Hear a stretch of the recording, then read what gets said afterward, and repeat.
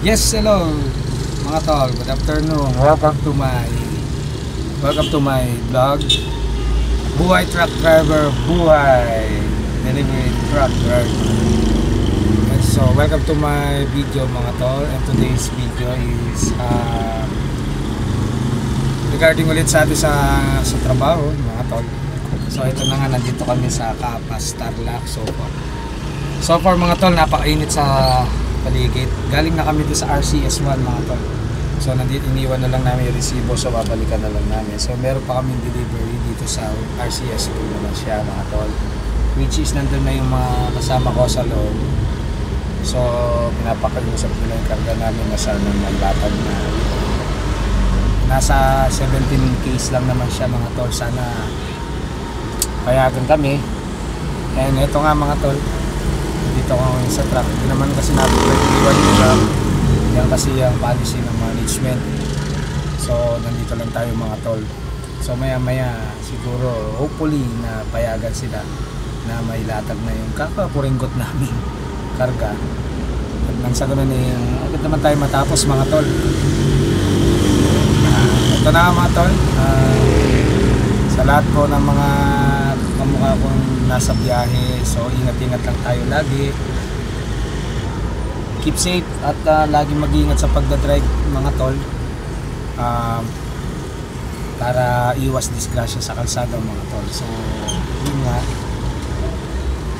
mahirap ang buhay ng pagiging isang truck driver, lalo na sa delivery. Sa mga kamukha ko nasa logistics company, so alam niyan kung gaano kahirap. So wag lang tayo magpupuyat, huwag natin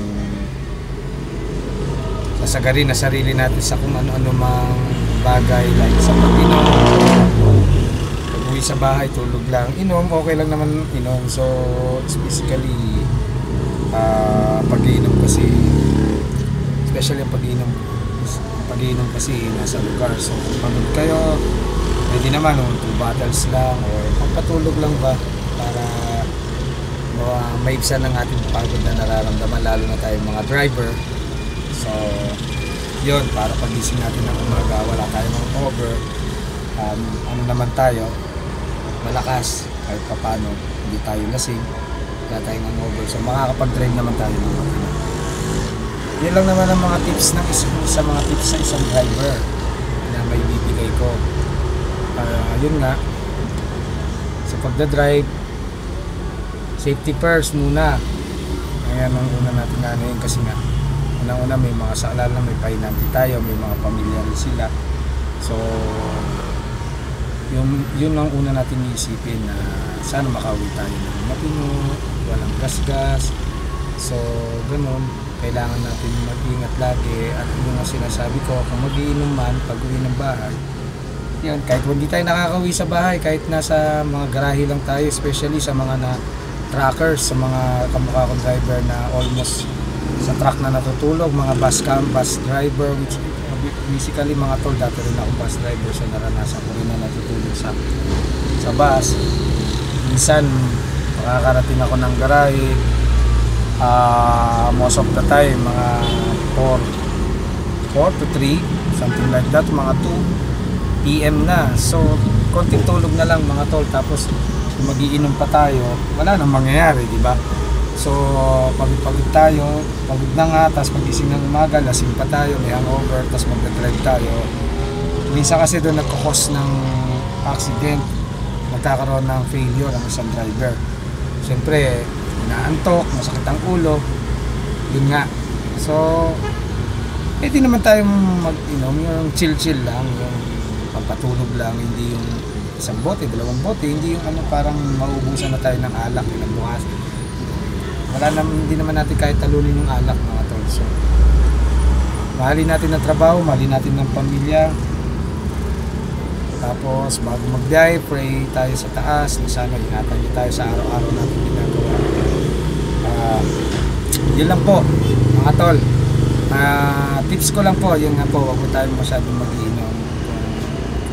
Kung mga ilang oras na lang ang pahinga, itulog na lang din natin para pagising natin ng umaga is ayun na, relax ang katawan natin, hindi tayo puyat.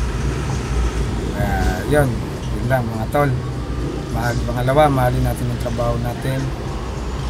Mahalin natin ang trabaho natin, mahalin natin. Pangatlo, ang pamilya. Bago ang lahat.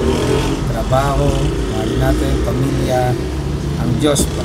Una pala ang Diyos, pangalawa ang trabaho, pangalawang pamilya, pangatlo ang trabaho. Yan mga tol, gagabayan tayo ng Jesus Christ kung sasampalataya tayo sa Kanya, iingatan niya tayo sa araw-araw natin ginagawa. Pangalawa, bibigyan tayo ng blessing para sa ating family. Pangatlo, yun nga po, yung sinasabi ko lang kanina, which is kalimutan ko. Una, sila. Pangalawa, pamilya. Pangatlo, ang trabaho. Mahalin natin ang trabaho. Maliit man ang sweldo, malaki mga tol. Basta meron tayong trabaho. Blessing na nun. Blessing. God knows kung bibigyan niya tayo ng mas mahigit pang trabaho, maghintay-hintay lang. Huwag natin yayakapin ng mga hindi natin kayang yakapin. By step yan, makukuha din natin. Yun lang mga tol. Hanggang dito na lang for my today's video. Thank you for watching my video mga tol. So sana mga tol, paki-subscribe po ang aking YouTube channel, which is Dembski Vlog TV. Paki-share and subscribe na lang po ako doon.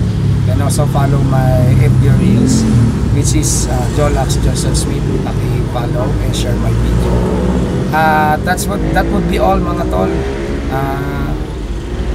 Magbibigay ulit tayo ng mga tips regarding sa pagdadrive. So keep safe always mga tol. God bless and thank you for watching my video. Bye bye. God bless. Thank you.